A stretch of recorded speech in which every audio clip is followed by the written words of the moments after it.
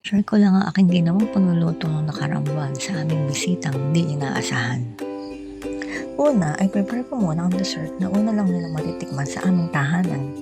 Di ito pareho ng ibang muffin, giniling na malagkit ang kanilang pinagkaibahan. Ang eksaktong sukat ay makikita niyo sa hulihan.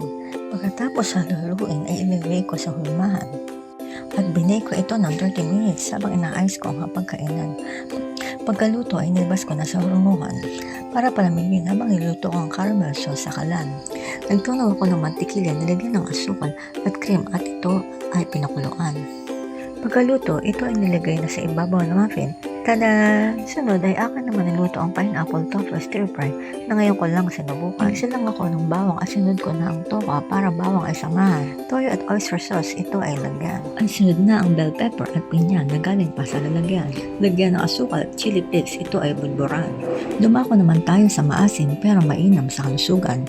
Mag-isa ng bawang, sibuyas at kamatis gaya ng kinagawian. Ilagay ang gulay. Shout out po kay Kaloren. Salamat po, gulay kami ay lagi binibigyan. Salamat din po kay Kasalbi ng taga-gulang-gulang. Sa kanya ko po ito ay natutunan. Kalamansi at ang favorite ng sisilang ito na ay lagyan. Okay na ito kapag mamot na ang kalabasa pagkatapos tikman at pakuluan. Gawa naman tayo ng sabaw para kumpleto na ang ating ihahain sa espesyal nating bisitang di inaasahan. Iligay lang ang isang paket ng crab and corn soup at tapos sisilin sa tubig at pakuluan. Salamat po kay Caroni sa palitsong manok at baboy. Sabi tuloy ng aking bisita, aking plating ay picturean.